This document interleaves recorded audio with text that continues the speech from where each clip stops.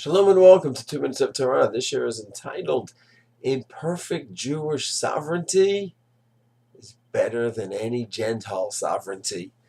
The Rambam introduction to Hilchot Chanukah writes that the Hashmonaim defeated the Yevonim, appointed a king from the Hashmonaim dynasty, and that lasted for 200 years.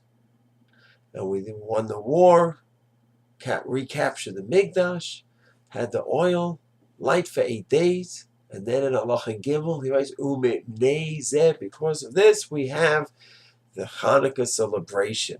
Because of this seems to be referring to everything he discussed in Halacha Aleph and Bet, including the fact that we had a monarchy, imperfect monarchy, because it was from the Hashmonaim, from Leviim, and not from Yehuda, but it was something, and it lasted 200 years. Now, 200 years till the Horban.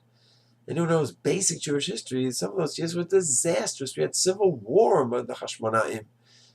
Aristobulus, and then we have Herod. It wasn't really proper Hashmonaim. It was a terrible time.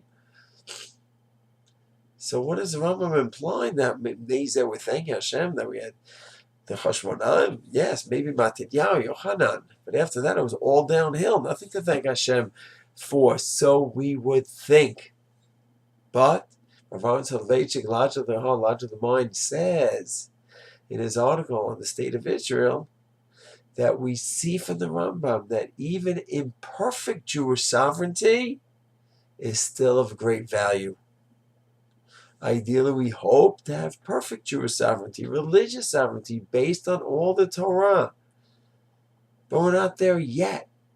But we still have Jewish sovereignty. And with all the challenges and its problems, it beats any other kind of sovereignty.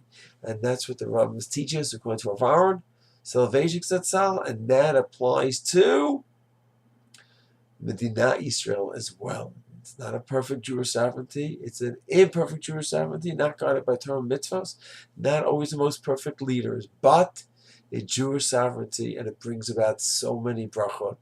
One of the first laws of Jewish sovereignty was to open the gates to all Jews, as opposed to what went on in the years before Kabbalah did not, when the Jews were sent to the infernos to die.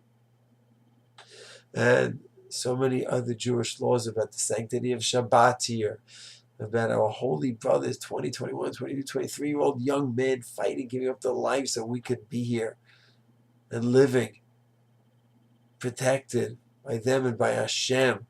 That all stems from Jewish sovereignty, even if it's not perfect Jewish sovereignty.